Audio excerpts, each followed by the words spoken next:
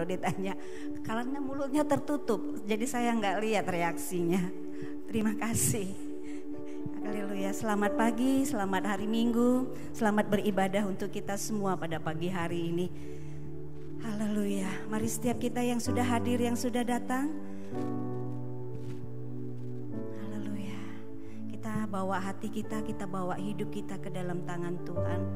Kita menyerahkan ibadah kita pada pagi hari ini ke dalam Tuhan. Terima kasih Bapa di dalam sorga. Sungguh kami mengucap syukur kepadamu Tuhan, buat kasih setia Tuhan yang tidak pernah berkesudahan di dalam setiap kehidupan kami. Buat kasih setia Tuhan yang selalu baru setiap pagi. Terima kasih Bapa.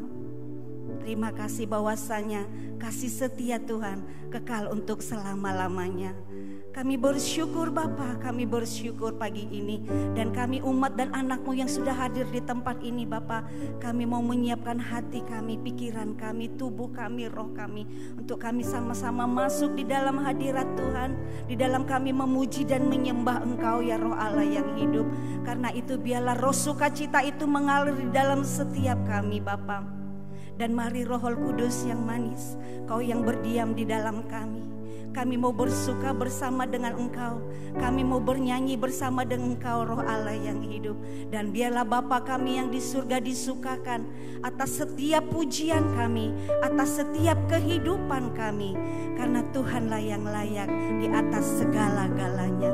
Di dalam nama Tuhan Yesus Kristus kami mengucap syukur. Haleluya. Amin.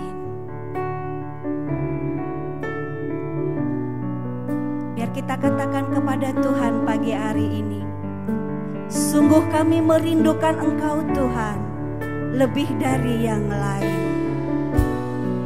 Karena hanya Engkau Yesus satu-satunya yang menjadi dambaan di dalam setiap hidup kami.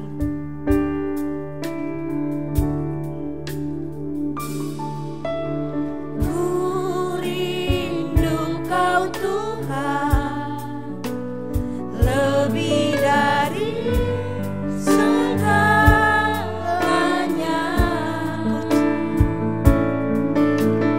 Ku cinta Kau Yesus, Kaulah dambaan hatiku. Ku rindu Kau Tuhan, ku rindu Kau Tuhan lebih dari segalanya, segalanya. Ku cinta Kau Yesus, ku cinta Kau Yesus, Kaulah dambaan hatiku. Ku sembah Kau, ku puji Kau, selamanya tinggal di hadirat-Mu. Yang ku mau menyenangkan-Mu, Yesus Kau dambaan hatiku. Ku rindu Kau Tuhan. Yang merindukan Tuhan pagi hari ini, buka hatimu di hadapan Tuhan. Haleluya. Ku rindu Kau Tuhan lebih dari segalanya. Katakan, ku cinta Kau Yesus, ku cinta Kau Yesus, Kaulah dambaan hatiku. Ku sembah Kau, ku sembah Kau, ku puji Kau, selamanya tinggal di hadirat-Mu. Yang ku mau ya Tuhan, menyenangkan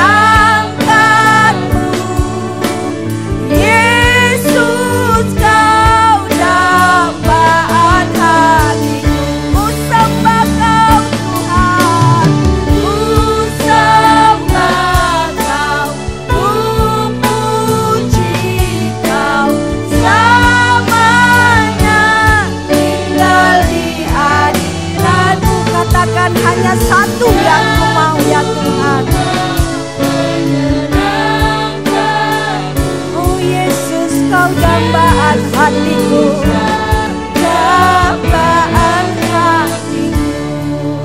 Ku rindu Kau Tuhan, lebih dari segalanya.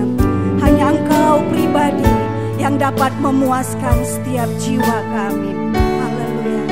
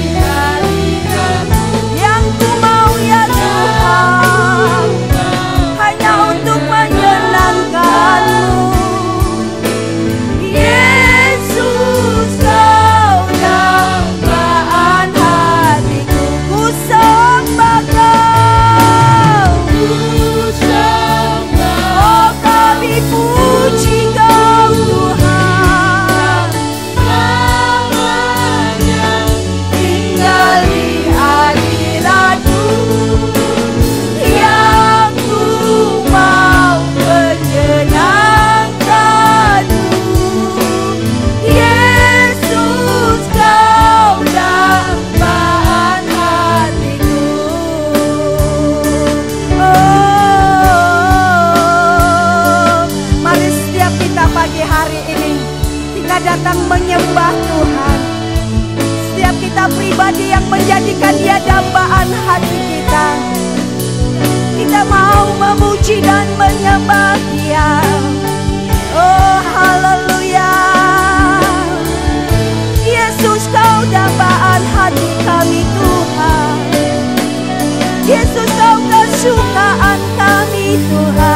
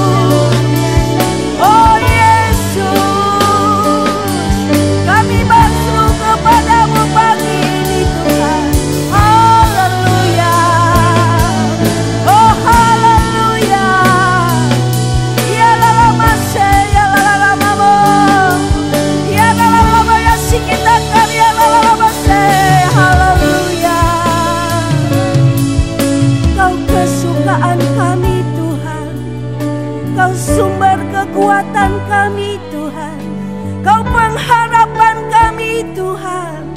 Haleluya. Jiwa kami tenang berada dekat-Mu, roh kami dikuatkan, karena Kau dambaan hati kami. Tuhan. Haleluya. Penuhi kami hari ini, penuhi kami pagi ini Tuhan. Biar aliran kuasa kasih Roh-Mu mengalir dalam kami. Oh haleluya, oh haleluya. Ya lama ya say, oh ya lama ya si kita kali lamamu. Kau layak ditinggikan Tuhan, hanya Kau yang layak ditinggikan Tuhan. Tiada pribadi yang lain yang layak kami sembah, hanya Yesus. Hanya Yesus yang layak disembah, hanya Kau Yesus yang layak disembah. Oh Yesus, Yesus, Yesus, aku mulia nama-Mu Tuhan. Ialah nama-Mu, ialah lama Yase. Terpujilah nama-Mu Tuhan. Oh haleluya. Terima kasih Tuhan. Haleluya. Terima kasih Bapa. Terima kasih Tuhan. Terima kasih Tuhan yang membuka hatinya pagi hari ini bagi Tuhan. Biar berkata, ku sembah Kau, ku puji Kau. Amin. Selamanya tinggal di hadirat-Mu, yang ku mau menyenangkan-Mu. Yesus, Kau dambaan hatiku. Katakan ku sembah Kau, ku puji Kau. Selamanya tinggal di hadirat-Mu, yang ku mau menyenangkan-Mu. Yesus, Kau dambaan hatiku. Katakan ku sembah Kau. Biar jemaat Tuhan saja yang bernyanyi. Haleluya.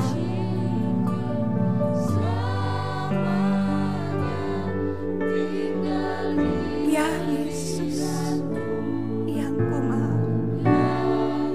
Haleluya. Jesus.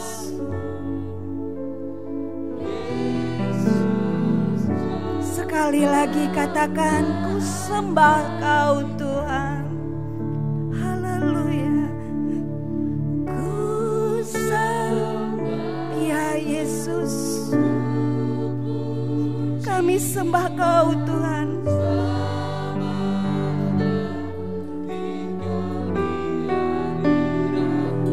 Haleluya. Jesus.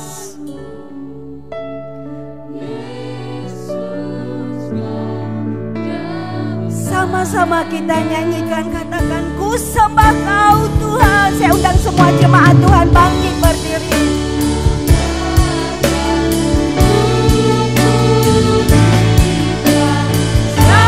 Selamanya tinggal di hadirat-Mu, yang ku mau menyenangkan-Mu.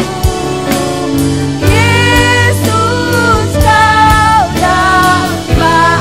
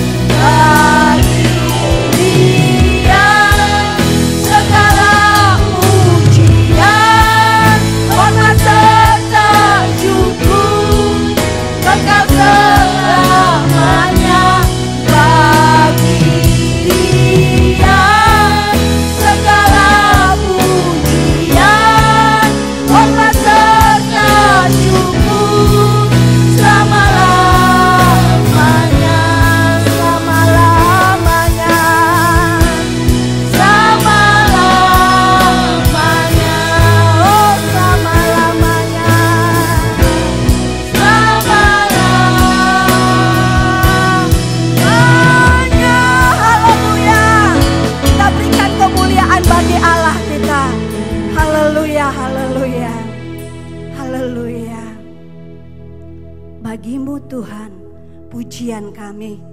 Bagimu Tuhan hidup kami sekarang sampai selama-lamanya. Terpujilah nama Tuhan. Haleluya.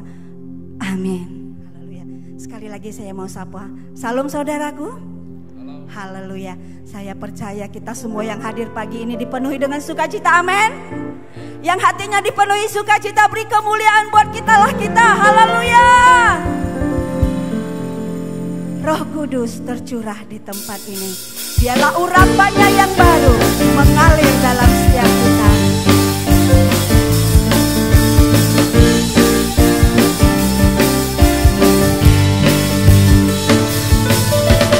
Roh Kudus tercurah di tempat ini. Urapannya yang ajaib memulihkan umatnya. Roh Kudus tercurah bagi gerejanya, membangkitkan umat pilihannya. Hari inilah harinya Tuhan, Saat pembebasan tiba. pembebasan tiba. Oh, golongku dosa telah dipatahkan. Dosa telah dipatahkan. Mari bersorak baginya. Anggur baru tercurah, penuhi umatnya dengan sukacita. Minyak baru tercurah, mengurapi umatnya, nyata kuasanya. Haleluya.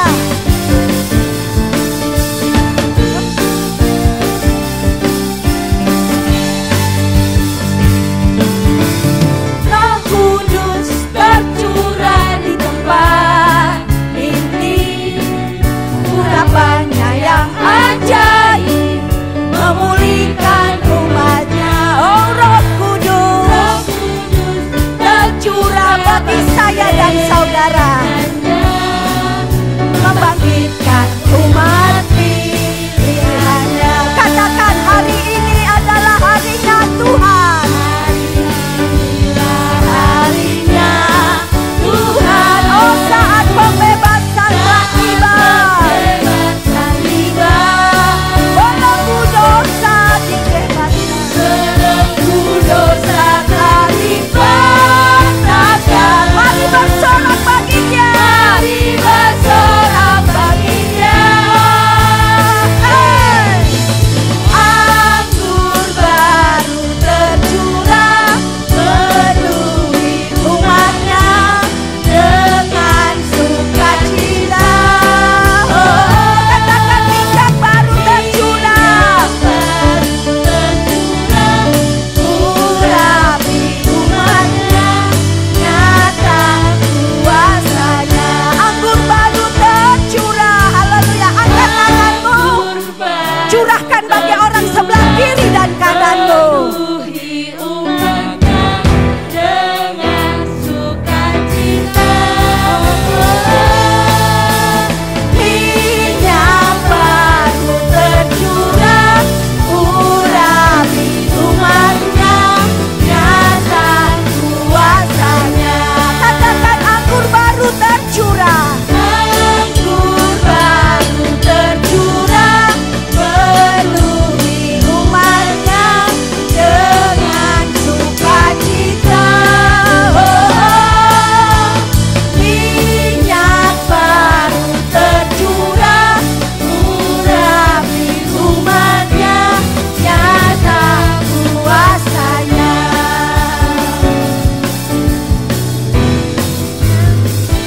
Bapak Ibu, waktu kita berkata anggur baru tercurah, kita curahkan anggur baru itu untuk orang-orang yang ada di sekitar kita, yang ada di sebelah kananmu, yang ada di sebelah kirimu. Biar anggur baru itu, sukacita Allah itu mengalir memenuhi setiap kita. Amin. Haleluya.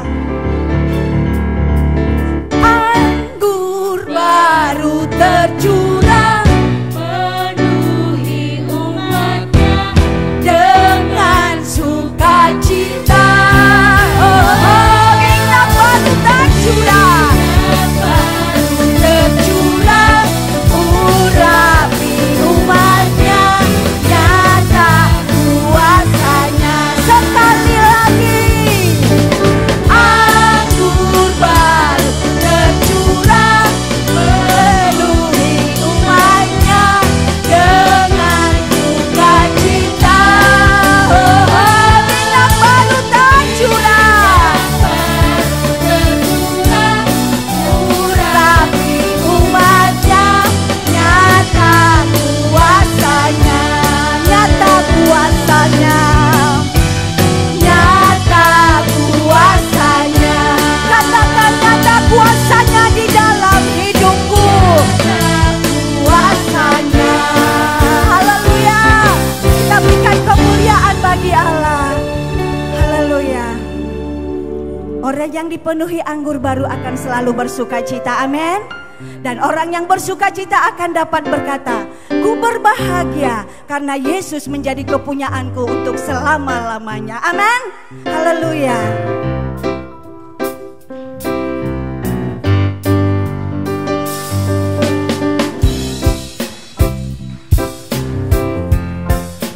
Setiap kita boleh bertepuk tangan untuk Tuhan.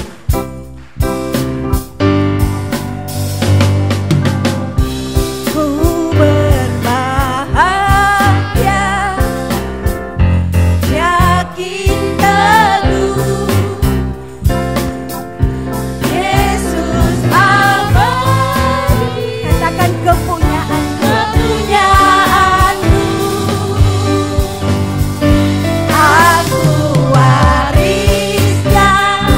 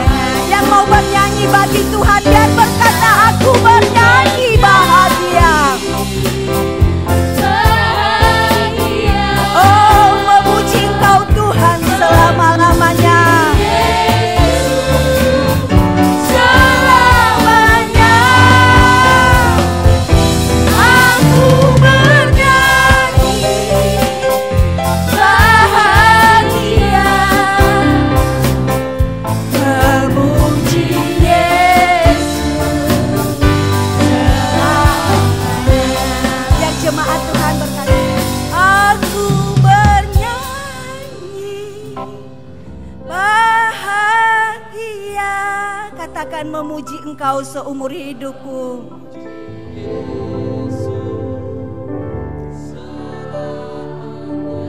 Oh, aku bahagia.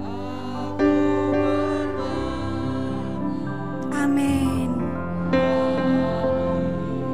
Memuji Engkau Tuhan, memuji Yesus selamanya.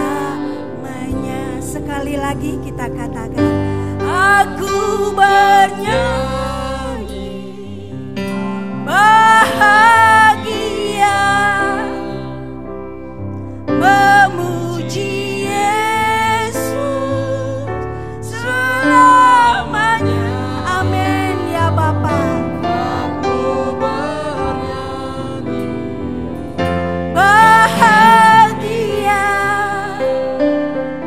memuji Yesus selamanya. Memuji Kau Tuhan, memuji Yesus selamanya. Kita beri kemuliaan buat Allah kita yang kekal untuk selama-lamanya. Haleluya. Kami mau siapkan hati kami Tuhan pada pagi hari ini untuk Kau penuhi dengan kebenaran firman-Mu. Tuhan, beri kami telinga seorang murid yang mau dengar-dengaran dan yang mau melakukan. Terima kasih Yesus. Mari Roh Kudus, kami buka hati kami di hadapan-Mu, biar Engkau menjamah kami. Terima kasih Bapa. Haleluya. Terima kasih Yesus.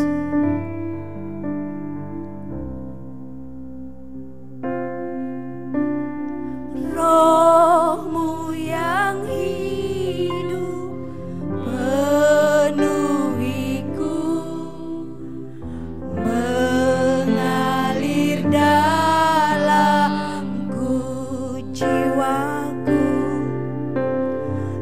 jiwaku tenang bersamamu dalam naunganmu. Ku buka hati untuk jamahanmu, berserah penuh di hadirat-Mu. Kau ambil alih seluruh hidupku di altar-Mu, menyembah-Mu. Haleluya. Roh-Mu yang hidup penuhiku, Engkaulah damaiku. Haleluya. Terima kasih. Roh-Mu yang kudus pulihkanku, Engkaulah damaiku. Ku hidup oleh anugerah-Mu, hidup oleh anugerah-Mu.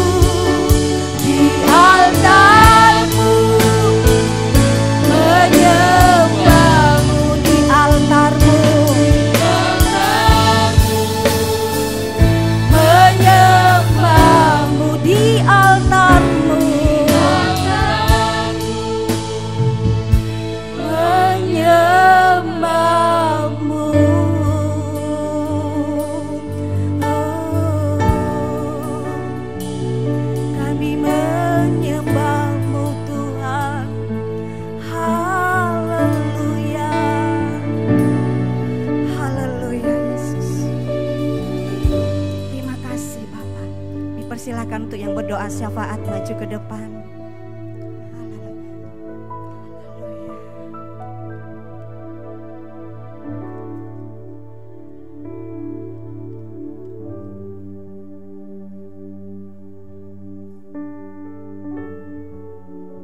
Mari Bapak Ibu semua, kita akan berdoa pertama untuk kesatuan dan kerjasama antara pemimpin dunia dan bangsa-bangsa untuk mengusahakan kedamaian, keamanan, keadilan, dan kemakmuran dunia. Kedua, kita berdoa supaya Roh Kudus tinggal dan bekerja pada setiap orang percaya, khususnya jemaat Tuhan, sehingga kehidupan jemaat Tuhan menghasilkan buah-buah Roh Kudus. Mari semua Bapak Ibu kita bersatu dalam doa. Pagi hari ini Tuhan, kami merendahkan diri kami di hadapan Tuhan. Terima kasih untuk anugerah Tuhan, terima kasih untuk kebaikan Tuhan yang Tuhan limpahkan dalam hidup kami. Sehingga pagi hari ini kami boleh bersama-sama menaikkan pujian, hormat, dan syukur kami di hadapan Tuhan. Sebab Engkaulah yang layak menerima segala pujian dan hormat dan syukur kami. Pagi hari ini Tuhan, kami merendahkan diri juga. Kami berdoa untuk pemimpin-pemimpin bangsa, seluruh bangsa-bangsa yang ada di dunia ini. Tuhan, kami meminta belas kasihan Tuhan. Turunlah atas mereka Tuhan, hati yang mengasihi Tuhan, hati yang tunduk kepada otoritas yang daripada Tuhan. Apapun siapapun mereka, baik yang mereka belum percaya kepada Tuhan, baik mereka yang sudah percaya dan mengenal Engkau secara pribadi, kami merendahkan kami di hadapan Tuhan, minta belas kasihan Tuhan untuk mereka, supaya mereka sungguh-sungguh memiliki hati yang takut akan Tuhan, hati yang memikirkan seluruh kedamaian, seluruh kemakmuran, seluruh apa yang akan terjadi di seluruh dunia ini Tuhan.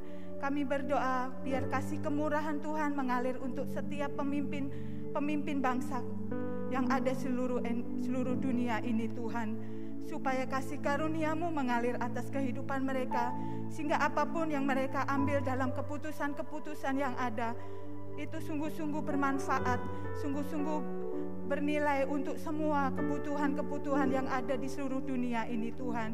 Sehingga setiap krisis-krisis apapun yang melanda seluruh dunia ini, mereka dapat diatasi dengan pertolongan Tuhan. Terima kasih Tuhan, ampuni seluruh pemimpin-pemimpin bangsa yang melakukan banyak pelanggaran, melakukan banyak kesalahan, melakukan segala sesuatu yang tidak mendatangkan damai sejahtera. Di dalam nama Yesus kami minta belas kasihan untuk mereka Bapa. Terima kasih Tuhan, sehingga terjadi kedamaian, kemakmuran, keadilan untuk seluruh dunia yang ada. Tuhan, Kau berkati juga PBB yang ada dengan seluruh bagian-bagian yang untuk dunia ini. Terima kasih Bapa dalam sorga. Kami menyerahkan semua pemimpin bangsa kami di hadapan-Mu Tuhan. Sebab firman-Mu berkata, mintalah bangsa-bangsa di hadapan-Ku, maka bangsa-bangsa itu akan diberikan kepadamu.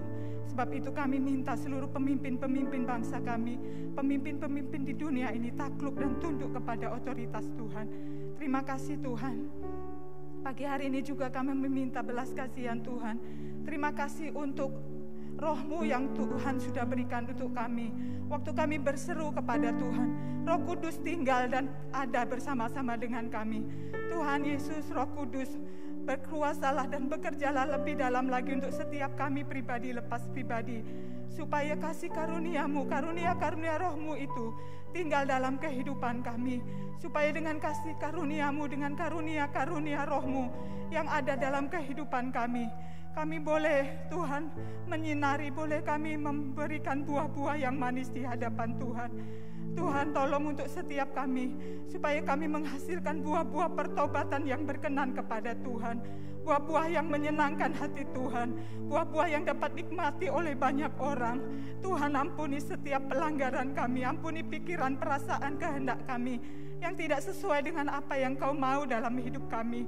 Pagi hari ini biar Kau dapatkan sungguh Tuhan, buah-buah Roh itu, kasih, sukacita, damai sejahtera, kesabaran, kebaikan, kemurahan, kelemah lembutan, penguasaan diri itu boleh tinggal dalam kehidupan kami.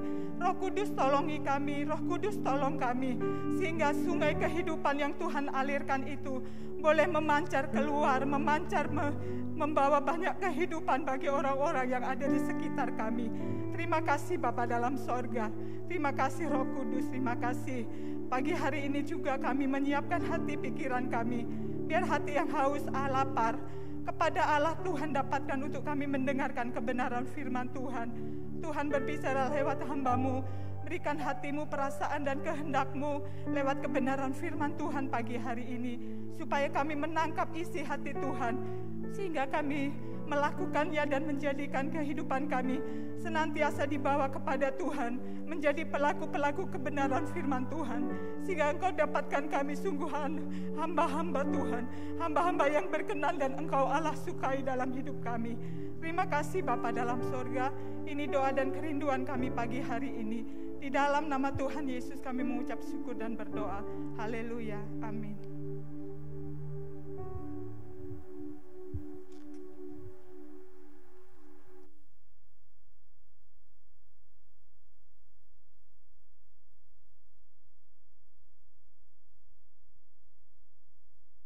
Puji Tuhan. Shalom Bapak Ibu Saudara.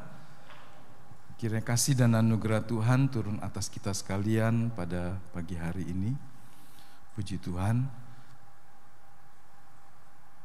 Saya mau mengajak kita untuk melihat kebenaran firman Tuhan. Terambil dari surat Yudas. Yudas itu seorang penulis yang hanya menulis satu pasal saja. Tapi dalam satu pasal yang singkat ini, banyak hal-hal yang tersembunyi dan tersingkap bagi kita, sekaligus sebuah dorongan untuk kita mengerti kehendak Tuhan.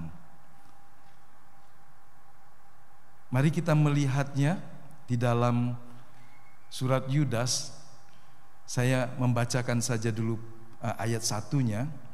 Yudas pasal 1 ayat 1. Dari Yudas hamba Yesus Kristus dan saudara Yakobus, kepada mereka yang terpanggil, yang dikasih Allah, yang dikasih dalam Allah Bapa, dan yang dipelihara untuk Yesus Kristus. Jadi dia mengenalkan dirinya saudara dari Yakobus. Siapa itu? Dia sendiri atau mereka adalah saudara dari Yesus, dari Yusuf dan Maria. Nah, dalam ayat-ayat ini saya akan mengajak kita untuk langsung melihat sebuah kebenaran. Setelah dia menceritakan tentang guru-guru palsu, orang-orang yang kemudian disesatkan dan dipengaruhi, maka Yudas kemudian memberikan sebuah pesan yang sangat lugas. Mari kita baca di dalam ayat 23. Selamatkanlah, kita baca sama-sama. Selamatkanlah mereka dengan jalan merampas mereka dari api. Tetapi tunjukkanlah belas kasihan yang disertai ketakutan kepada orang-orang lain juga, dan bencilah pakaian mereka yang dicemarkan oleh keinginan-keinginan dosa. Jadi kalau orang tidak suka dengan hal-hal yang berbau dosa, maka dia harus menyatakan sikapnya tidak suka, tidak mau melakukannya, tidak berkompromi untuk terlibat di dalamnya. Tetapi kepada pribadi orang berdosa, kita tidak boleh membencinya, tetapi kita harus mengasihinya, menunjukkan belas kasihan. Dan kemudian dengan pertolongan dan anugerah Allah, dengan belas kasihan yang Tuhan sudah anugerahkan kepada kita, kita akan berusaha menarik mereka dari api neraka. Jadi setelah Yudas bicara tentang para pengajar-pengajar palsu, guru-guru palsu yang akan dihukum pada waktunya, maka dia juga berbicara sampai kepada hari penghukuman itu. Ada banyak orang yang tersesat, ada banyak orang yang tergelincir, karena kesesatan itu bisa saja ada di dalam hidup orang Kristen. Jangan berpikir bahwa sesat itu adalah hanya untuk orang-orang yang belum mengenal Tuhan. Orang yang bergereja pun bisa sesat pikirannya, kalau ia memikirkan hal-hal yang tidak berasal dari Tuhan. Yang kedua, kalau tujuan hidupnya berbeda dari rancangan Tuhan. Yang ketiga, kalau dia tidak hidup menghasilkan buah yang menyukakan hati Tuhan. Sehingga hamartia yang disebut dosa bukanlah semata-mata orang yang melanggar secara aktif terhadap kebenaran firman Allah, tapi ketika dia secara pasif, dia membiarkan hidupnya tidak melakukan kehendak Allah. Jadi penyesatan itu, bahkan kalau kita berkata tentang kemurnian, jika orang berkata ini air murni, berarti di dalamnya bahkan tidak ada mineral sekalipun. Kalau ini orang berkata ini emas murni, berarti tidak ada logam-logam yang paling mendekati dengan emas sekalipun, sehingga 999 atau 93 kali itu logam mulia, tidak ada campurannya. Tapi kalau orang berkata ini emas 24 karat, seharusnya itu 999. Tapi kalau dia menjadi cuma 97%, berarti ada campuran lain di dalamnya. Kita bisa berkata itu bukan logam mulia. Bagaimana kehidupan iman yang murni? Dia diproses, disingkirkan dari kita hal-hal yang tidak berasal dari Tuhan. Sedangkan kita hidup dalam dunia, punya pikiran, perasaan dan kehendak. Meminta Allah terus menyucikan kita, itu sebuah perjalanan hidup yang dikerjakan Tuhan di sepanjang hidup kita. Jadi jangan pernah merasa saya sudah suci oleh darah Yesus 10 tahun yang lalu, waktu saya mengaku dosa saya dan bertobat. Tapi tiap-tiap hari biarlah Tuhan menguduskan kita dengan firman-Nya. Jadi kita tahu bahwa penyesatan itu bisa terjadi, terlebih dalam hidup manusia di akhir zaman. Orang-orang terbelenggu tidak berdaya untuk keluar dari dunia yang dikendalikan oleh dosa. Saya kemarin melihat ada sebuah negara, Inggris ya tepatnya, membuat sebuah peringatan 75 tahun lahirnya LGBT dalam bentuk sebuah uang logam yang dikasih warna pelangi. Saya dulu senang dengan pelangi karena bicara tentang Tuhan berjanji tidak akan menghukum dunia lagi dengan air bah.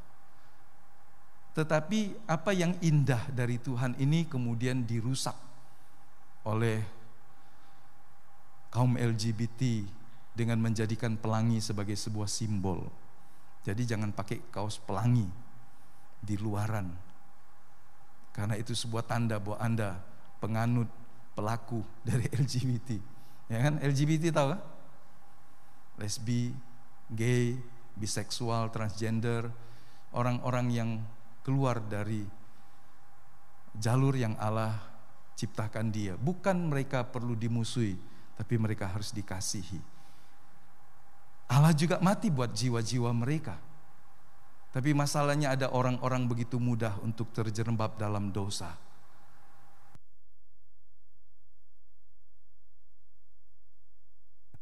Jadi saya habis. Ini dipakai setiap hari.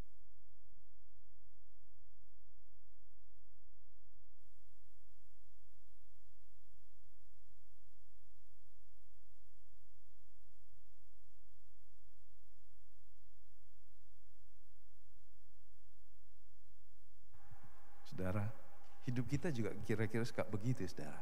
Nggak ada indikatornya. Tahu-tahu merah saja dan merah mati.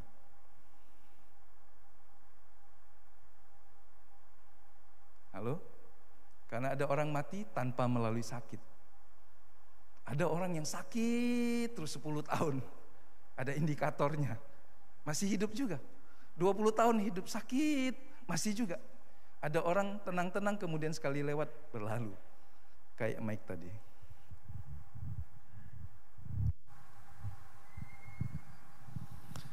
Ya, jadi kalau kita tahu kapan waktu kita selesai, enak. Berapa tahun lagi Tuhan, berapa lama lagi Tuhan, tapi sejujurnya tidak ada seorang pun yang tahu. Dan Tuhan tidak ingin kita meramal. Tapi Tuhan ingin setiap hari kita menyerahkan hidup kita dan berbuat yang baik, yang menyenangkan hatinya. Jadi kita lihat orang-orang seperti ini terlalu mudah dipengaruhi, dikuasai oleh kehidupan yang berdosa. Ada beberapa hal yang kita mau lihat, bagaimana kita sebagai orang yang sudah diselamatkan menolong mereka yang dikatakan oleh Yudas tadi, merampas mereka dari api neraka. Sebab perjalanan hidup mereka menuju kepada kebinasaan kekal. Jadi kita juga harus jadilah orang yang sudah dibebaskan, ya. Puji Tuhan, kita semua orang yang sudah dilepaskan, kan? Tapi kita tidak boleh berkata, aku bersuka cita aku masuk dalam kerajaan sorga. Kita tidak peduli dengan orang yang setiap hari menolong kita, orang yang setiap hari menjadi tangan kanan kita, tangan kiri kita, orang yang kalau tidak ada mereka kita kesulitan atau bahkan tidak bisa mengembangkan usaha, pekerjaan, kebersihan rumah tangga dan sebagainya. Apakah kita pernah berdoa buat mereka? 6 hari setiap petang di sepanjang minggu ini ada kesempatan yang baik, Bapak Ibu bisa mendoakan mereka. Bisa di gereja bersama-sama kalau ada waktu jam 6 sampai jam 7 saja. Saya mengajak kita nanti Bapak Ibu bisa menuliskan nama orang-orang yang Anda ingin doakan, ya. Kemudian kita mengumpulkannya dan kita mendoakan mereka. Pemimpin doa hari Senin sampai hari Sabtu di antaranya berdoa buat orang-orang yang namanya ditulis, dibawakan oleh Bapak Ibu Saudara. Nah, ada 4 hal yang kita mau lihat di sini supaya kita bisa menjadi alat Tuhan merampas mereka dari neraka yang kekal. Tentu saja yang pertama kita berdoa, mendoakan mereka. Saya mengajak kita untuk melihat yang pertama, sebuah kebenaran yang sebagian orang berpikir ini sesuatu yang tidak ada, ya. Banyak bahkan orang yang mengaku Kristen juga tidak yakin ada neraka. Tapi Alkitab dengan jelas neraka itu nyata. Kalau kita orang yang percaya ada Allah, maka ada kerajaan sorga. Tetapi juga ada si jahat, malaikat yang telah jatuh dan terus melawan Tuhan dan mencoba merusak rencana Tuhan.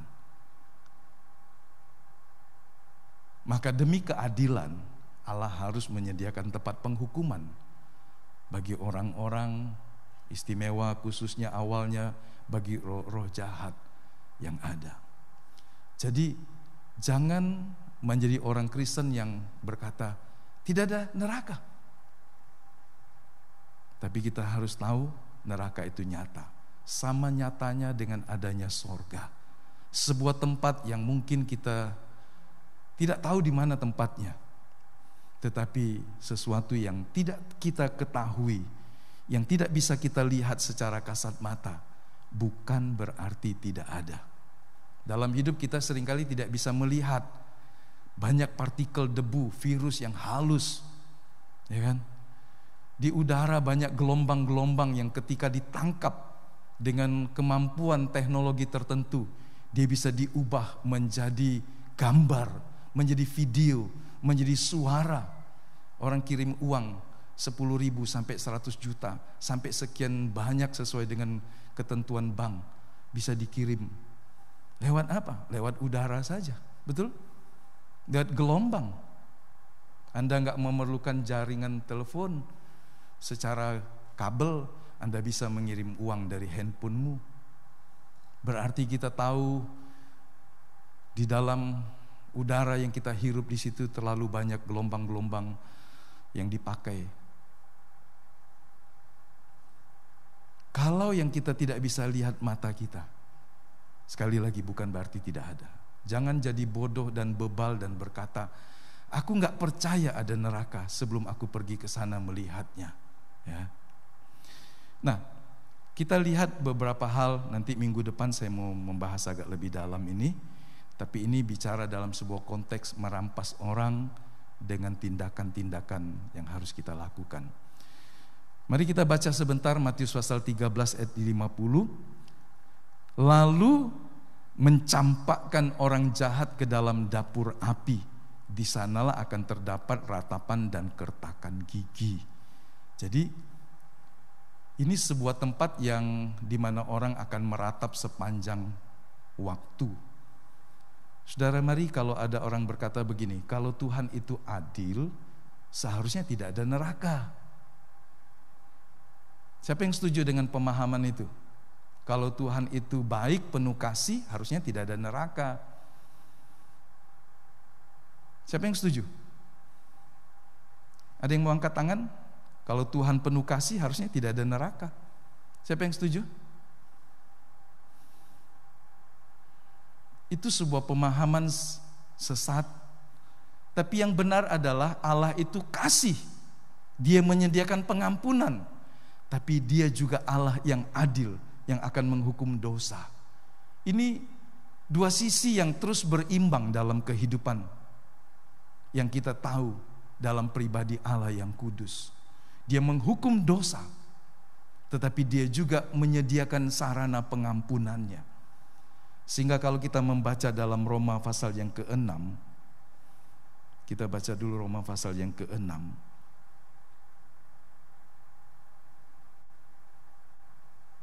Ayat 23. Sebab upah dosa adalah maut, tetapi karunia Allah ialah hidup yang kekal dalam Kristus Yesus Tuhan kita.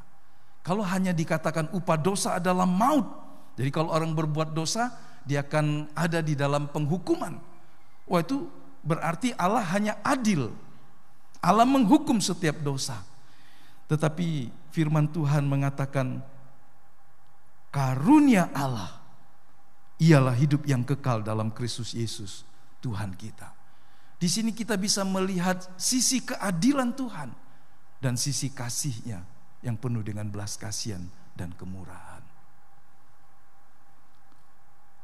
Ini gambaran tentang dunia orang mati yang ditulis oleh Alkitab, beberapa di antaranya. Seoul, bukan Seoul ibu kota Korea Selatan, tapi ini bicara tentang dunia orang mati. Dan Perjanjian Lama menulisnya setidaknya 65 kali. Jadi bukan satu saja, cukup banyak. Yang kedua, Hades, alam maut. Ini Perjanjian Baru menulisnya, karena Hades dalam bahasa Greka. Setidaknya ada 8 kali. Gehenna, Perjanjian Baru menulisnya 13 kali. Dan 11 di antaranya disampaikan oleh Tuhan Yesus. Jadi, kalau satu perintah, satu peringatan saja sudah membuat kita harusnya serius, apalagi kalau disebutkan ini berkali-kali oleh Tuhan. Mengertilah kita bahwa Tuhan tidak ingin seorang pun binasa. Tetapi karena Tuhan memberikan saya dan saudara juga kehendak bebas, pilihan, free will, maka Tuhan hanya bisa mengajar, menunjukkan jalan hidup seperti itu. Kalau engkau tidak berbalik, kau akan binasa. Tapi kalau engkau terus berjalan dengan hati bebal dan keras, ya Anda harus menanggung semua resikonya. Tapi Tuhan tidak ingin seorang pun binasa. Ingatlah itu. Jadi neraka tidak disediakan untuk kita kalau kita hidup berkenan kepadanya. Dan ada istilah yang lain, Tartarus, gua-gua yang gelap. Dan ada satu lagi dalam Wahyu, Abusos, tempat penghukuman sementara bagi iblis selama 1000 tahun, yang juga berarti secara harafiah itu jurang maut yang tidak ada dasarnya. Jadi kalau Anda menggali sumur 1000 meter, ada landasannya. Kalau Anda menggali sebuah lubang 10.000 kilometer, masih ada batasnya. Betul ya? Makanya bisa diukur 10.000 kilometer. Tapi kalau tidak ada dasarnya, wah, itu tak terhingga. Abusos bicara tentang sebuah tempat penghukuman sementara untuk iblis ketika Tuhan datang kali yang kedua. Sampai kemudian penghakiman pada hari yang besar. Jadi kalau kita membaca Alkitab, kita tahu istilah penghukuman.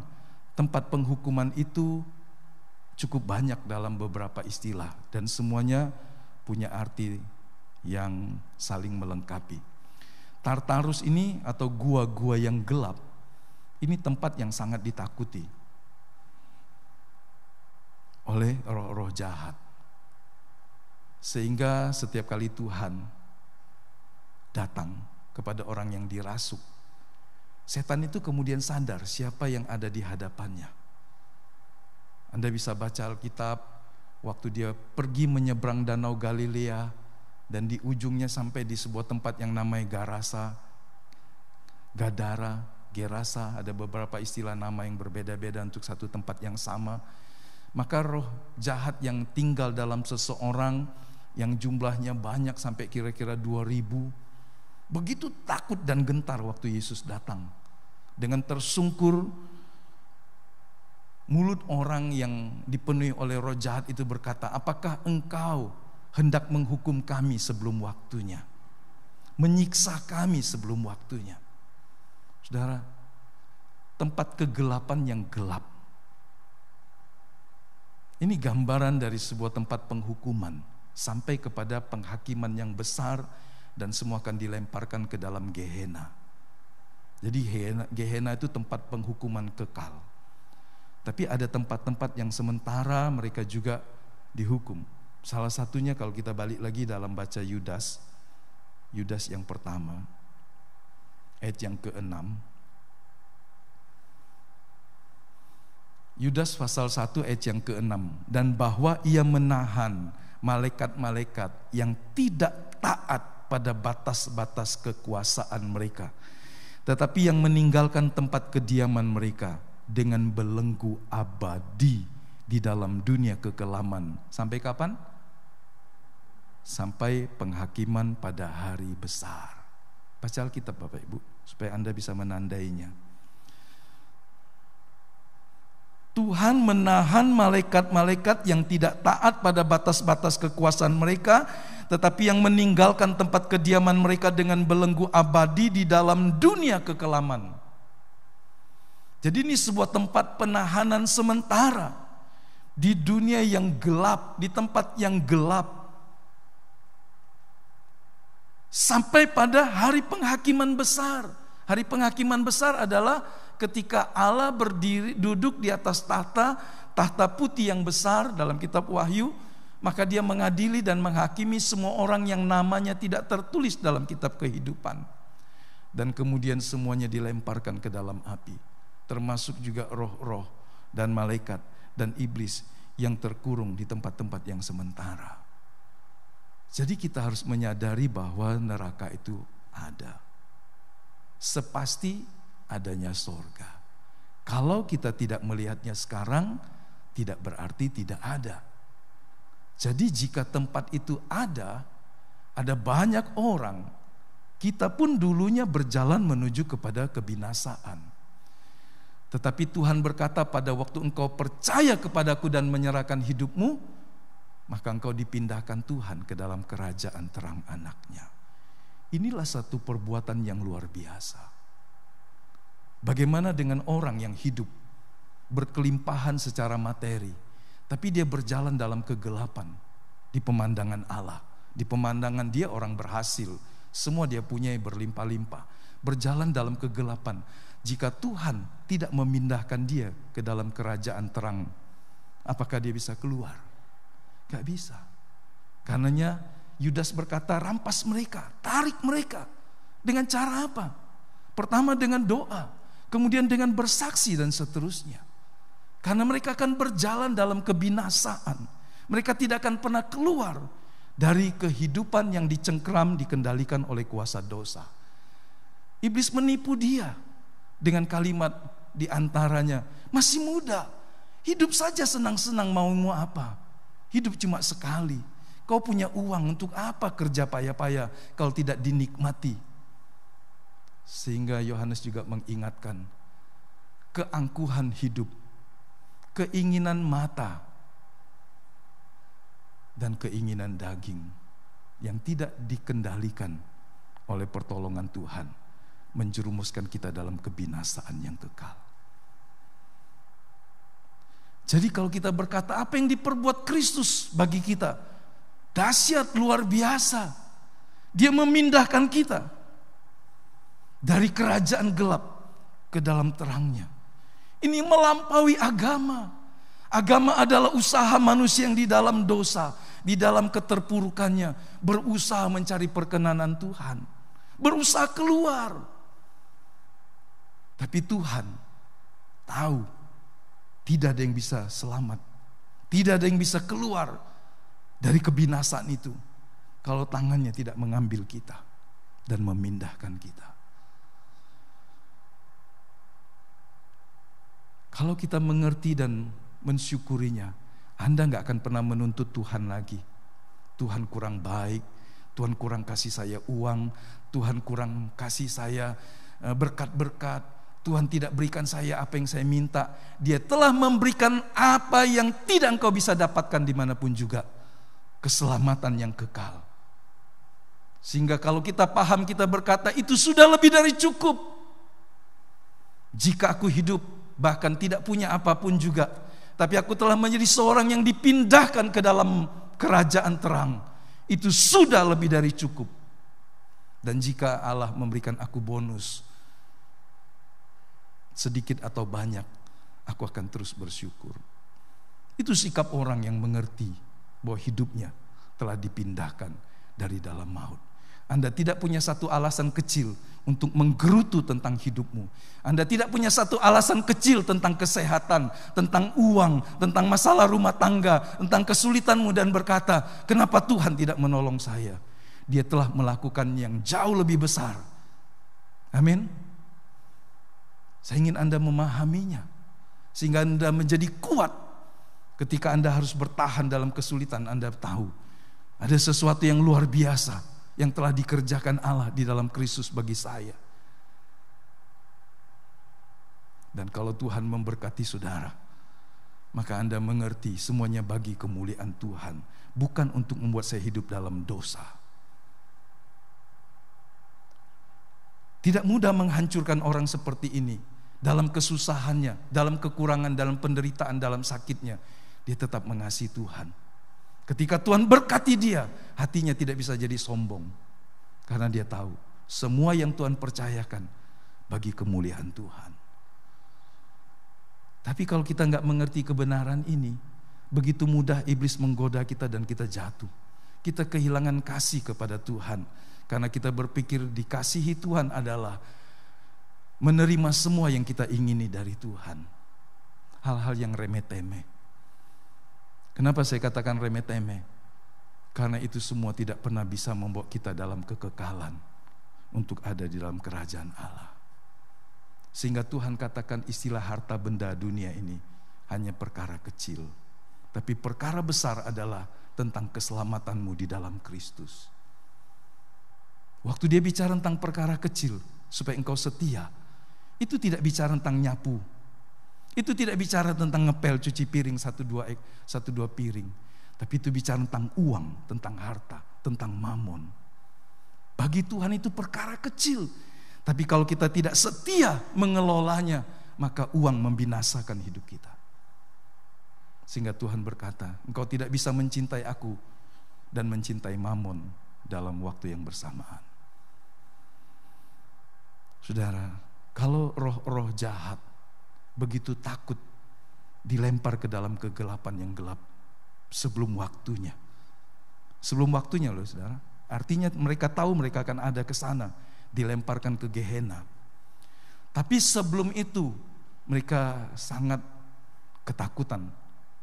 Sehingga selalu kita berkata, kita mendengar perkataan itu ketika roh-roh jahat itu jumpa dengan Yesus. Engkau Mesias, anak Allah. Roh jahat mengenalinya dan gentar. Yakobus juga pernah menyingkapkannya. Engkau percaya tentang Allah, iblis juga percaya dan dia gemetar. Tapi tidak sedikit orang Kristen tidak takut Tuhan. Bagaimana dengan saudara? Di tempat kegelapan yang paling gelap, itu sebuah istilah yang ditakuti oleh si jahat. bukan karena pubia, kegelapan, tapi karena itu gambaran dari tempat penghukuman, tempat penderitaan. Minggu depan kita akan membahasnya agak lebih dalam.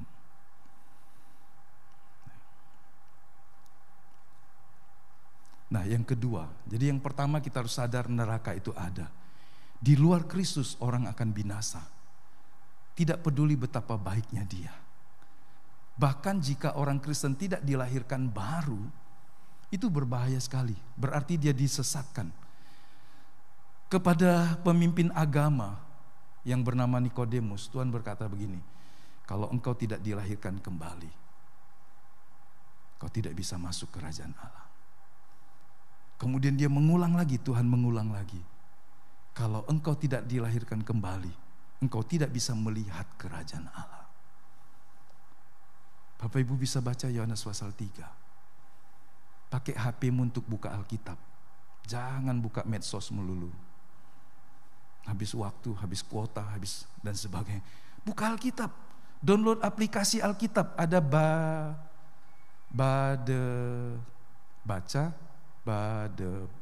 Badeno atau Keluaran Sabda. Anda bisa membaca, Anda bisa mendengar, Anda bisa menonton. Jadi tiga hal yang hebat ini bisa disatukan dalam aplikasi. Sehingga untuk orang yang kesulitan untuk membaca karena matanya lamur atau hal yang lain, dia bisa mendengar, dia bisa menonton. Kalau orang mungkin matanya sampai tidak bisa melihat dan telinganya masih fungsi, dia bisa mendengar kalimat-kalimat firman Tuhan. Alkitabmu harus diisi. Maksud saya HP-mu harus diisi dengan banyak aplikasi, hal-hal yang berguna bagi rohanimu. Setuju? Jangan beli HP dari yang murah sampai yang mahal, tidak ada Alkitab di sana. Salah. Gunakan teknologi yang ada, karena Anda bisa membuka Alkitab di mana saja. Anda bisa belajar tentang istilah-istilah yang baik yang ada di dalam bahasa-bahasa Inggris, bahasa asli dan seterusnya. Gunakan waktu untuk menambah pengertianmu tentang Tuhan dan kerajaannya dan kehendaknya, dan yang tidak kalah penting tentang dunia yang akan datang. Jangan hidup hanya tentang hari ini, hanya ribut soal makan, minum, pakaian, tapi kita nggak memikirkan keselamatan yang kekal bagi dirimu, bagi keluargamu, kawanmu, kenalanmu, dan kita jadi orang Kristen yang tidak peduli tentang hal-hal yang sebetulnya menjadi perhatian Tuhan. Untuk apa dia datang ke dalam dunia? Bukan untuk membuat kita sehat. Lebih dari sekedar sehat secara fisik, dia ingin kita selamat dari kebinasaan kekal. Untuk apa Yesus datang dan mati di kayu salib? Untuk memberkati kita supaya kita bisa makan minum. Enggak, lebih dari itu. Supaya engkau menjadi anak-anak Allah yang maha tinggi. Supaya engkau dipindahkannya ke dalam kerajaannya. Jadi kalau bicara tentang jiwa, itulah alasan utama mengapa Tuhan rela mati bagi kita. Tapi kadang-kadang orangnya sendiri tidak mengasihi jiwanya. Dia hanya mikir tentang tubuhnya. Kalau sakit dia sudah bingung. Baru sakit panu, baru sakit kulit. Anak-anak remaja kalau sudah mulai jerawatan muncul di mukanya, wah dia gelisah. Hidupnya, untung sekarang pakai masker, agak tertutup lah. Ya, kemarin saya juga ada serangga gigit di sini, katanya tomcat kali. Kemudian kayak bernanah begitu. Ditutup masker nggak kelihatan. Tapi kita sangat perhatian, sangat gelisah kalau ada gejala-gejala di tubuh kita. Kita bisa menghabiskan waktu, uang, dan sebagainya, perhatian. Tapi jiwa kita, rohani kita, siapa yang mengurusnya dengan sungguh-sungguh? Siapa yang mau duduk di kaki Tuhan, menghabiskan waktu setengah jam, 1 jam, menyembah Dia, membiarkan Tuhan memenuhi kita dengan kehadirannya? Seandainya Anda tidak punya permintaan doa, karena semuanya baik-baik Tuhan pelihara, Anda bisa menggunakan kesempatan itu untuk menyembah Dia. Dalam terjemahan bahasa Inggris disebut pujilah Tuhan itu dari Mazmur, dikatakan blessed the Lord, diberkatilah Tuhan. Bagi kita mungkin sebuah perkataan yang sangat konyol, memberkati Tuhan. Siapa kita? Tapi ketika Anda menyembah Tuhan, mengucap syukur, Anda mempermuliakan Dia. Apakah ketika Anda tidak menyembah, tidak memuliakan Dia, Dia kekurangan kemuliaan? Tidak. Tapi sebagai orang yang telah ditebus, Dia ingin Anda memuliakan namanya. Oke? Jadi jangan bilang, aku gak punya permohonan doa Pak. Rumah tanggaku baik-baik saja, usahaku berjalan lancar, anak-anakku semuanya baik, orang tuaku semuanya, keluarga kami baik saja, saya gak perlu doa. Anda salah.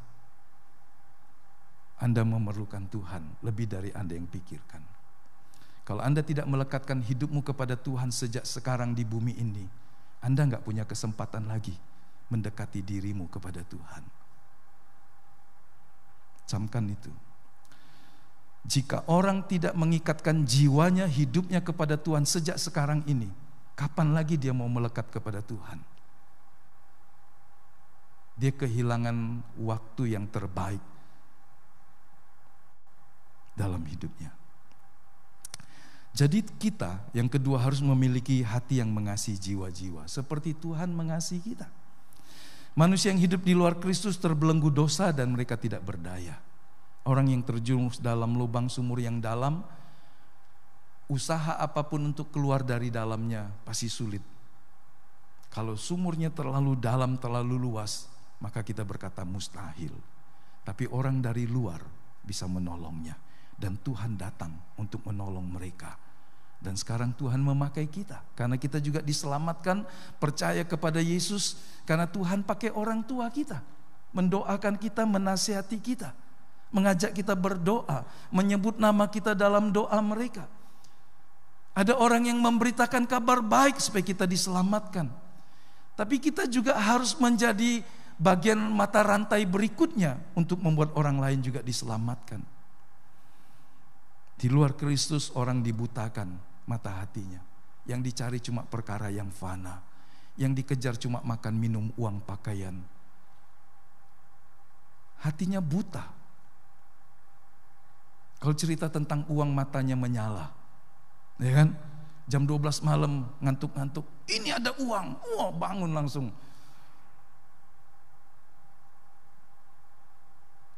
Kayaknya gak tertarik sama uang semua. Saya salah ngomong kali. Gak tertarik semua dengan uang. Gimana kalau jam 12:30 malam kemudian ada orang buka peti. Kau mau gak? Ini ada uang nih. Masa saudara bilang, bawalah semuanya, aku gak mau. Gak kan? Saking rohaninya saudara. Saudara berkata, aku gak perlu uang Pak, itu mamon. Uang perlu untuk hidup. Tapi hidup kita tidak boleh dikendalikan oleh uang. Karena uang bisa dipakai untuk menolong orang lain. Betul ya? Jadi orang yang dibutakan, hatinya keras. Untuk mempercaya bahwa neraka itu nyata.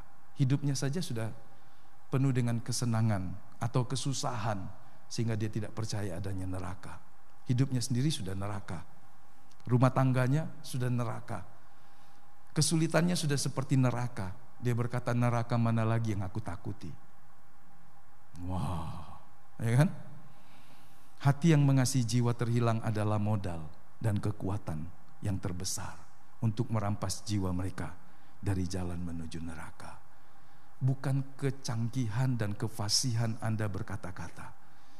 Kita harus mengutip ayat Alkitab walaupun disalin dalam bahasa yang kita bisa pahami, yang bisa dipahami mereka. Tetapi modal terbesar lebih dari ayat adalah kekuatan, kasih.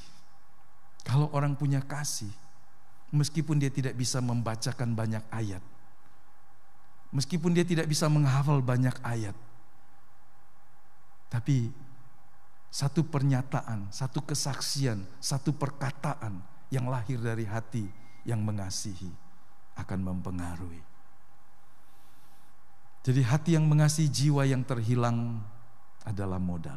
Kalau Anda nggak punya ini, mintalah kepada Tuhan, belas kasihan Tuhan untuk jiwa-jiwa. Karena ada orang yang saya tahu tidak punya hati belas kasihan kepada orang lain. Gak ada. Dia bilang, kalau aku bisa kasih kau duit sudah, itu urusanmu. Tapi Anda memerlukan hati yang penuh dengan belas kasihan. Uang sangat menolong, tapi uang bukan segala-galanya. Tuhan ingin hati kita penuh dengan belas kasih-Nya terhadap jiwa-jiwa. Jangan bilang, aku sendiri sudah susah, bagaimana aku bisa menolong orang? Waktu Anda berkesusahan dan menolong orang lain untuk diselamatkan, Allah menghargaimu. Amin. Ya. Yang ketiga, harus rela berkorban. Betul, untuk merampas orang-orang yang terhilang dari neraka tidak mudah. Karena mereka dibutakan oleh si jahat, digelapkan mata hatinya. Mereka pikir hidupnya beres-beres saja. Tapi selangkah demi selangkah mereka semakin dekat dengan kebinasaan. Mereka sedang asik dengan dunianya. Tidak mudah. Kalau anak-anak muda, mereka masih asik dengan masa mudanya. Kapan? Nanti, tunggu sudah tua, baru saya menyerah hidup. Kalau sudah tua, mereka asik. Aku sudah kerja payah-payah. Kapan aku menikmati hidup? Sehingga dulu ada sebuah ilustrasi yang bagus. Waktu muda dia berpikir terlalu muda untuk mencari Tuhan dengan sungguh-sungguh. Waktu dia berhasil dia berkata, inilah waktunya untuk saya menikmati semua. Terlalu cepat aku memikirkan Tuhan. Aku harus menikmati apa yang kuhasilkan. Tapi satu hari semuanya akan jadi terlambat kalau dia dalam tiap tahap hidupnya dia selalu berkata, ini bukan waktunya, ini belum waktunya, ini belum waktunya. Apakah ini waktunya untuk mencari Tuhan bagimu sekarang? Ya, amin. Jangan tunda. Tapi orang-orang seperti ini tidak mudah karena mereka sedang dikuasai, dipengaruhi, diperbudak oleh dosa. Orang yang sedang di puncak kenikmatan dosa tidak mudah Anda cegah. Betul? Ada orang kalau sudah makan, lagi makan apalagi enak, dia nggak mau diganggu. Nanti tunggu aku sudah selesai. Ada nggak orang seperti itu? Saya lihat ada orang, dia kalau makan dia nggak mau diganggu, dia nggak mau berhenti. Tunggu aja sampai saya selesai. Apakah itu darurat atau tidak itu urusan lain, apalagi yang gak penting. Bayangkan, kalau orang sedang menikmati hidup dalam dosa, hidup dalam kegelapan, dia sulit untuk diajak menoleh kepada Tuhan. Makanya tidak mudah. Itu peperangan rohani. Sehingga Anda harus berdoa, mematahkannya. Dan ingatlah firman Tuhan itu adalah kuasa untuk menyelamatkan jiwa. Jadi jangan pakai logika, tapi pakai perkataan firman. Jadi beberapa hal bayarlah dengan waktu. Waktu dalam doa. Anda juga bisa membangun hubungan. Berdoa dari rumah bagus. Itu penting. Tapi kalau Anda juga mau datang, kalau Anda merasa dia bisa diundang, datang undang dia. Ngobrol.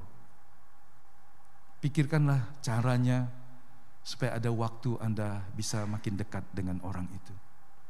Mulai dari K3, jangan jauh-jauh. K3 siapa yang masih belum tahu? Keluarga, kawan, dan kenalan.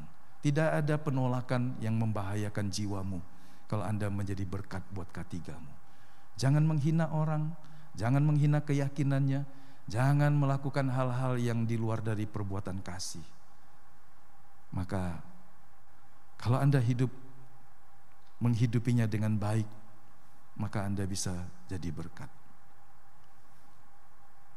Tenaga, karena itu perlu effort, perlu usaha, perlu mereschedule. Kalau Anda berkata, wah ada datang orang mau minta tolong, apa yang saya bisa buat seumpama?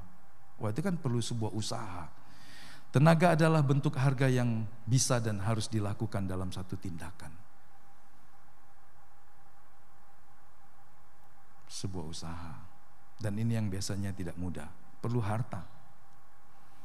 Jika perlu bantu secara finansial.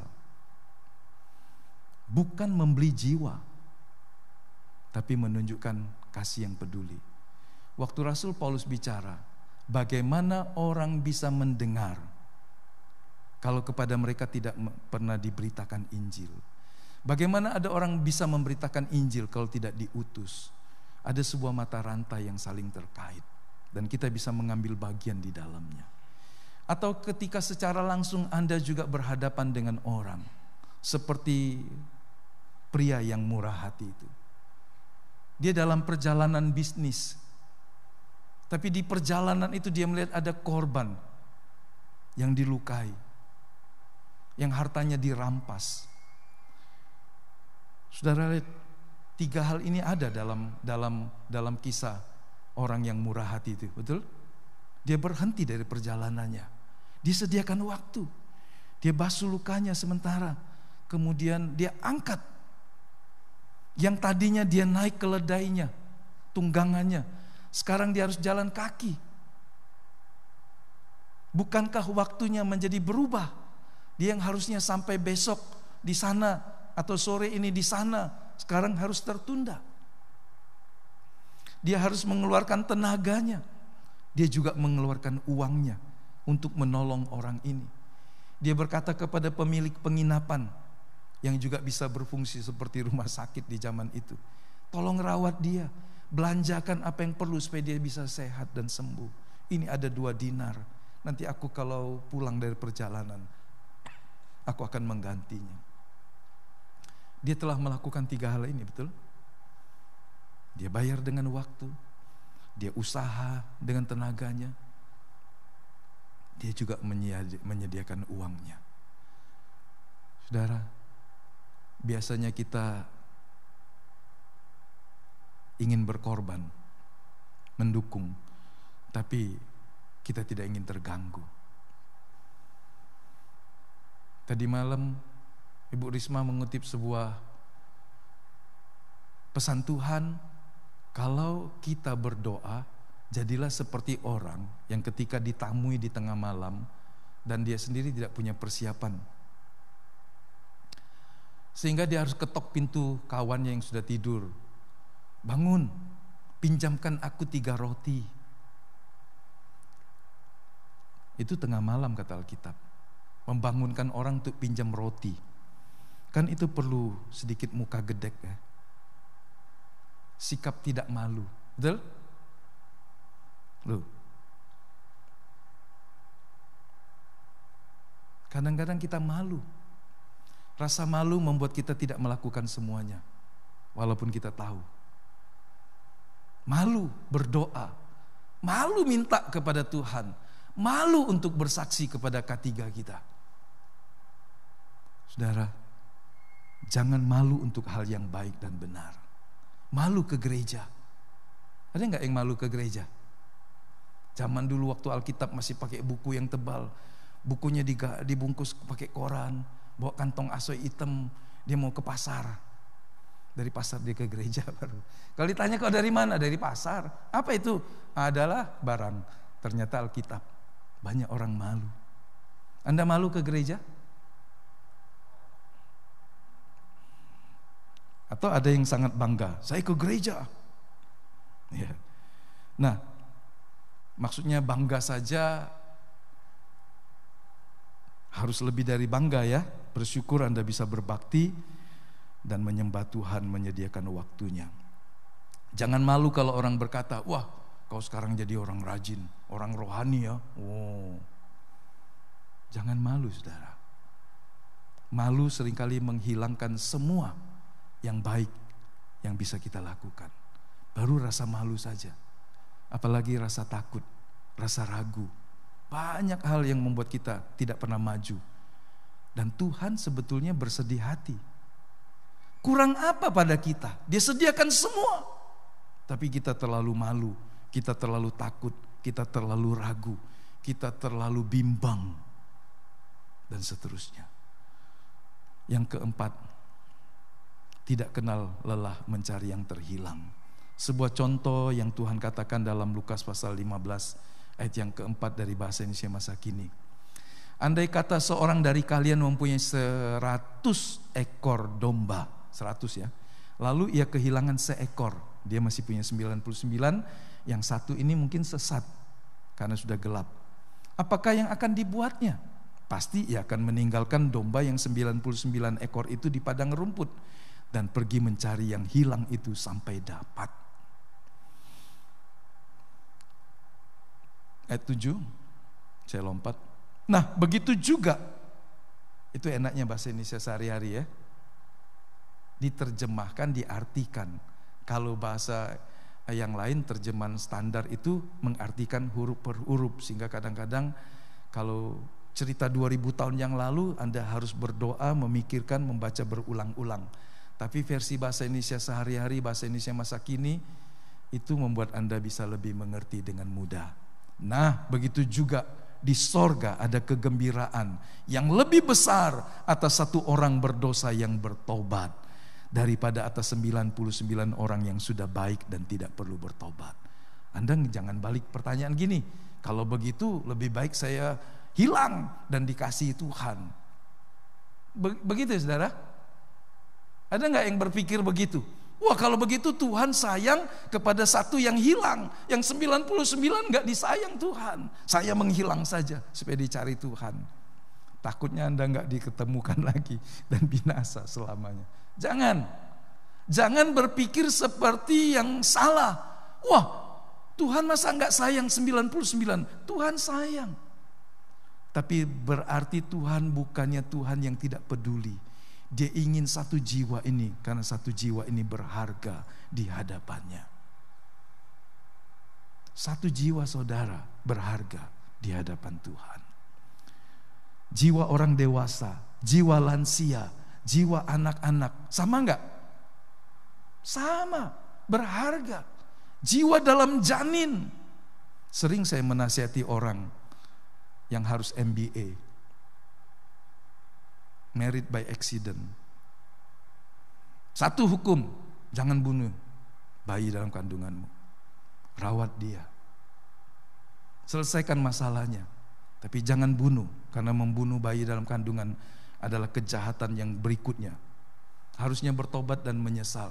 Tapi jangan bunuh bayi itu, karena Anda tidak punya wewenang melakukan itu. Jadi jiwa bahkan dalam janin pun berharga dan kita harus bertanggung jawab.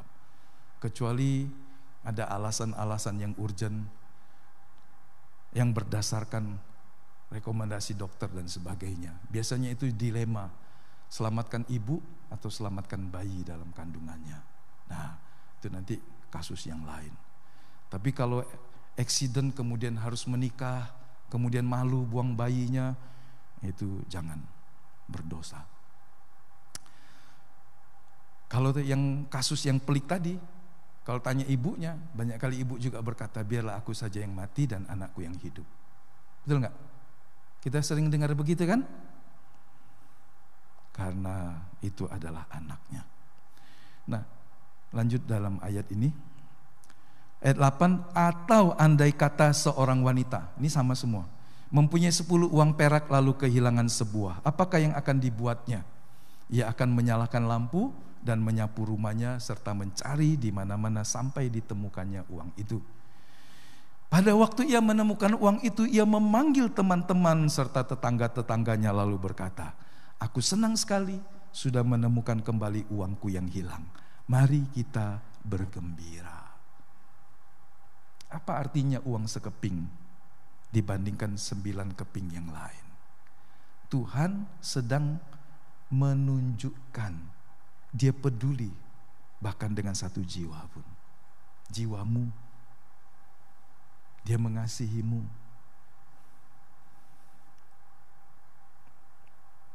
Ayat 10 kita baca sama-sama. Begitulah juga malaikat Allah gembira kalau ada satu orang jahat bertobat dari dosa-dosanya. percayalah. Kalau ada 2 penjahat yang bertobat, ya lebih gembira lagi. Kalau seisi rumah bertobat, dia gembira lagi. Kalau satu komunitas bertobat, dia gembira lagi. Satu saja sudah gembira, karena satu jiwa berharga. Saudara, kalau ada orang mencuri ayam, kemudian dihukum 3 bulan. Kemudian ada orang melakukan hal yang jahat, dihukum 1 tahun. Tapi kejahatannya sebetulnya bukan 3 bulan dibanding 1 tahun, berarti nilai ekonomisnya setara dengan 4 ekor ayam. Begitu enggak pembuat hukum berandai-andai? Karena ada kejahatan yang tidak menggunakan logika pikir seperti itu. Curi 1 ekor ayam dan kemudian melakukan hal yang lain tidak selalu dikalikan dengan kerugiannya. Kalau lebih sederhana begini, di beberapa negara hukuman mati itu sudah dihilangkan. Betul ya? Anda searching nanti berapa negara dan siapa negara mana saja yang sudah menghilangkan hukuman mati. Kalau dia bunuh jiwa 1 orang, bunuh 100 orang, gak ada hukuman mati. Menurut Anda adil gak itu? Ini 100 orang nih dibunuh mati oleh seseorang, diadili di sebuah negara yang tidak lagi menggunakan hukuman mati, cuma dihukum seumur hidup. Adil gak? Pasti Anda berkata gak adil dong. Dia menghabisi, menghilangkan nyawa begitu banyak, dan dia cuma dihukum seumur hidup. Dihukum seumur hidup di negara yang seperti itu. Dia gak boleh susah, betul. Walaupun di penjara seumur hidup, makan minumnya cukup. Siapa yang jamin? Negara. Di negara yang maju, dari mana pendapatannya? Dari pajak. Jadi warga yang taat bayar pajak, termasuk membiayai penjahat yang membunuh 100, 500, 1000 orang. Apakah itu adil? Pasti kita berkata, gimana itu hukumnya? Kadang-kadang kalau kita melihat keadilan dari sisi kita bingung. Waktu Tuhan berkata, upah dosa adalah maut. Adil enggak? Adil. Tapi membunuh 1 orang dan membenci, menyesatkan orang, sama hukumannya. Adil enggak? Wah, kita pasti bingung. Makanya ketika orang mempersoalkan, harusnya tidak ada neraka, karena Tuhan adil. Tapi Tuhan tahu neraka itu begitu mengerikan. Orang hidup 100 tahun paling lama di bumi, tapi di neraka penghukuman kekal. Anda berkata adil enggak? Pasti enggak adil rasanya. Karena Tuhan tahu itu mengerikan, Tuhan tidak ingin 1 orang pun binasa. Karena ketika orang hidup 100 tahun dan berdosa, tapi dia harus diganjar dalam penghukuman selama-lamanya. Ayo coba mikir, saudara. Kalau Anda menyalahgunakan hidup di bumi ini, kalau ada orang menyalahgunakan hidup di bumi ini, kemudian dia harus terpisah dari Tuhan selama-lamanya dalam penghukuman yang kekal. Pasti orang berkata, wih, ngeri. Ngeri. Sungguh mengerikan. Bukan 1000 tahun, bukan 1 juta tahun, tapi selamanya. Bisa membayangkan selamanya? Orang memberikan perumpamaan, seekor burung mengambil sebutir pasir dari laut, dari pantai yang ada di sebuah benua Amerika, menerbangkannya. Kalau Concorde 9 jam cuma kali. Tahu berapa jam? Pesawat supersonik, kecepatan lebih dari satu kali suara. Tapi kalau burung terbangnya, ada yang terbang burung 100 km per jam? Ada enggak? Enggak ada ya? Oke lah, dia terbang 100 km per jam dari satu benua memindahkan 1 butir pasir. Dia balik lagi, ambil lagi sebutir pasir, sampai pasir di pantai benua ini habis. Belum habis masa kekal. Saya hanya ingin berkata bahwa kekekalan berarti tidak ada limitnya. Betapa mengerikan kalau orang diperbodoh oleh iblis. Karenanya Tuhan berkata, satu orang bertobat, malaikat di sorga gembira karena tahu kalau orang binasa ke tempat itu sungguh mengerikan. Pesan sederhananya, jangan biarkan jika itu ada dalam kesanggupan wewenangmu untuk orang-orang dekatmu binasa dalam kekekalan. Anda mungkin tidak bisa menolong banyak, tapi setidaknya Anda bisa mendoakan dan menjadi saksi. Hidup orang, tiap-tiap orang bertanggung jawab dengan dirinya. Seorang suami tidak bisa berkata, tolonglah saya, bapak mertua, karena bapak mertua saya penginjil dan pendeta. Gak bisa. Ya kan? Tiap-tiap kita harus bertanggung jawab di hadapan Tuhan.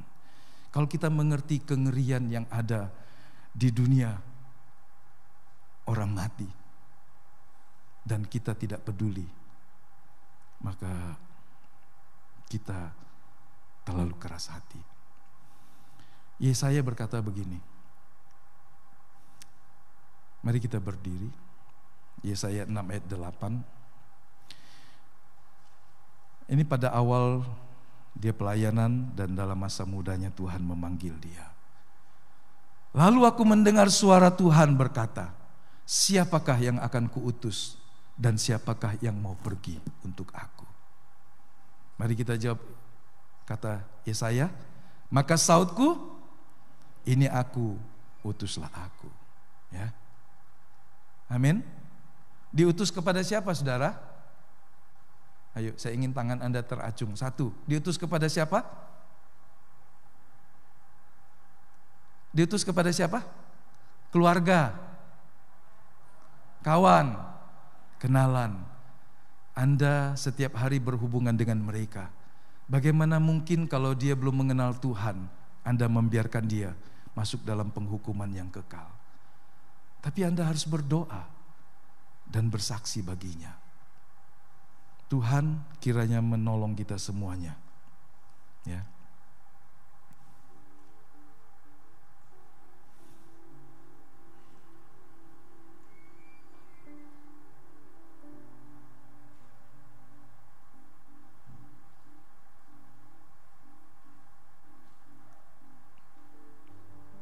Pagi hari ini Tuhan memintamu untuk pergi menjadi saksi bagi keluarga, kawan dan kenalanmu. Mulailah dengan mendoakan nama-nama mereka. Tak pernah bosan. Jangan bosan. Jangan lelah.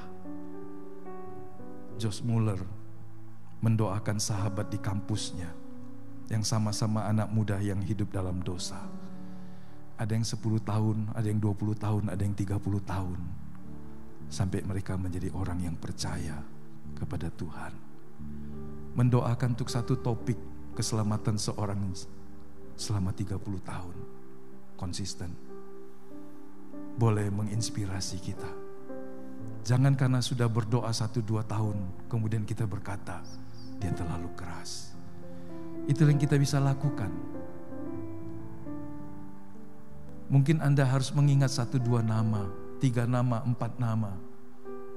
Kalau Anda bisa mengingat 10 nama, orang-orang dekatmu, K3-mu, doakan mereka. Menyebut nama mereka di hadapan Tuhan. Seperti namamu pernah disebut oleh orang-orang dekatmu, sehingga engkau percaya. Namamu pernah didoakan oleh orang tuamu. Namamu pernah didoakan oleh saudaramu. Namamu pernah didoakan oleh pendetamu, oleh kakak rohanimu, pembinamu. Sekarang giliranmu untuk berdoa bagi nama orang-orang itu.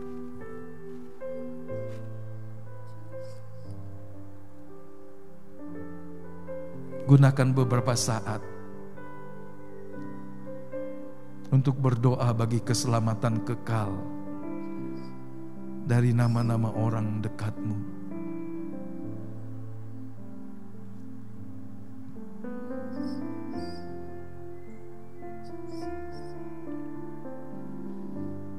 Anda boleh bersuara, tidak perlu malu, tidak perlu ragu, tidak perlu takut. Bawa nama-nama mereka sejak pagi ini. Kalau Anda sudah melakukannya di waktu lampau dan lupa dan tidak lagi, mulailah lagi mendoakan mereka. Shanaralaba sakatakaralaba shandaralaba Jesus. Yaralaba shikiaralaba shandaralaba shikiaralaba shaka. Yaralaba shikiaralaba shandaralaba shikiaralaba sakatakaralaba shaka. Hiaranama shikiaranama sandaralaba shikiarana. Kurianama sakatakaralaba shaka. Jesus.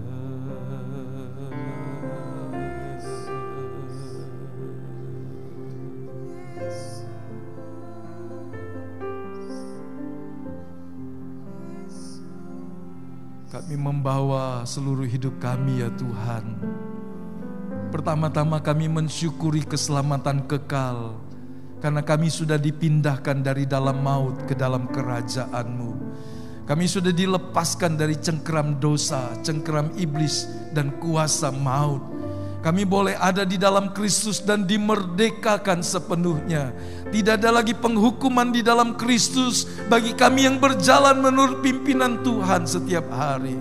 Kami bersyukur dan bersuka cita tak habis-habisnya ya Tuhan. Setiap hari ingatkan kami akan keselamatan abadi yang Tuhan sudah anugerahkan kepada kami. Hingga tidak ada celah untuk si jahat membuat kami kecewa, membuat kami susah dan menjadi orang yang tidak mau bersuka cita di dalam Tuhan dan bersyukur. Tetapi kami mau ingat akan perbuatan Tuhan yang besar setiap waktu. Kami juga punya tanggung jawab untuk berdoa, untuk menjadi saksi, menjadi alat Tuhan bagi keluarga, kawan dan kenalan kami. Tolonglah setiap kami ya Bapa. Tolonglah kami ya Tuhan. Roh Kudus yang di dalam kami memampukan kami dengan kuasa-Mu untuk hidup sebagai seorang saksi bagi Kristus. Melalui perkataan, melalui perbuatan, melalui seluruh sikap hidup kami. Pakai kami untuk menuntun, untuk menerangi, untuk menginspirasi orang-orang lain di sekitar kami. Kami berdoa buat jiwa-jiwa yang pernah kami doakan, yang masih kami doakan, yang akan terus kami doakan sampai mereka menjadi seorang yang hatinya dilembutkan dan percaya kepada Tuhan. Pakailah kami untuk merampas jiwa-jiwa yang berjalan kepada kebinasaan. Karena kami tahu itu tugas kami ya Tuhan. Itulah panggilan kami.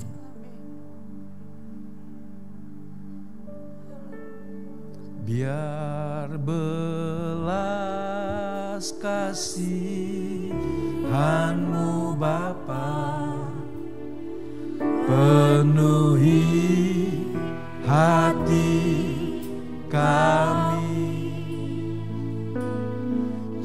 curahkan kuasa Roh Kudus, api kemuliaan-Mu membakar hati yang rindu untuk melayani-Mu. Sampai seluruh negeri ini, sampai seluruh bumi ini, bumi ini dipenuhi api kemuliaan-Mu. Katakan biar belas kasihan-Mu ya Bapa tercurah atas kami. Penuhi kami dengan belas kasihan Tuhan. Penuhi kami dengan belas kasihan Tuhan bagi jiwa-jiwa, supaya kami mulai berdoa Kami terus berdoa dan menjadi saksi, karena Engkau mengasihi jiwa-jiwa ya Tuhan.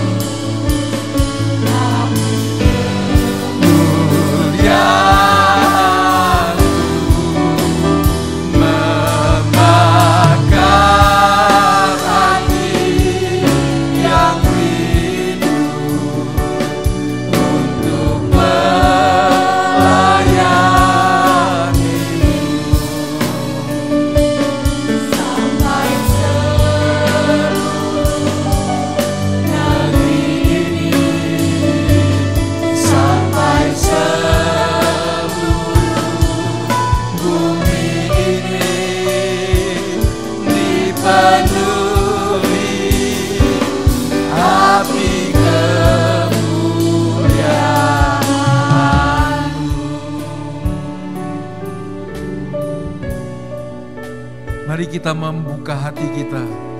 Anda bisa mengangkat tanganmu ke hadapan Tuhan dan berkata, Tuhan, beri aku belas kasih-Mu bagi jiwa-jiwa, bagi keluarga, kawan dan kenalanku, bagi sahabatku, bagi relasiku. Pakai aku untuk berdoa bagi mereka, menjadi saksi bagi mereka ya Tuhan. Bapa, Engkau melihat setiap hati kami pagi hari ini. Ini kami, pakai kami ya Tuhan, sesuai dengan kasih karunia-Mu. Utuslah kami, supaya kami menjadi berkat, membawa terang dalam kehidupan yang gelap ini. Karena kami tahu kebinasaan yang abadi ada di hadapan perjalanan orang-orang di luar keselamatan yang tersedia. Kami ingin menarik jiwa mereka, kami ingin merampas mereka, agar mereka diselamatkan ya Tuhan. Bukan karena kami, tetapi karena Kristus telah mati dan membayar harga dosa-dosa itu. Seperti Engkau telah memanggil dan menyelamatkan kami, panggillah mereka, selamatkan mereka. Kami berdoa bagi tiap jiwa yang setiap hari kami berinteraksi dengan mereka. Tuhan tolong mereka. Kota kami, kabupaten kami, bangsa kami, biar menerima belas kasihan dan pengampunan Tuhan. Tidak setimpal dengan kejahatan dan dosa kami, tetapi Engkau telah menanggungnya di kayu salib, supaya setiap orang yang percaya diselamatkan.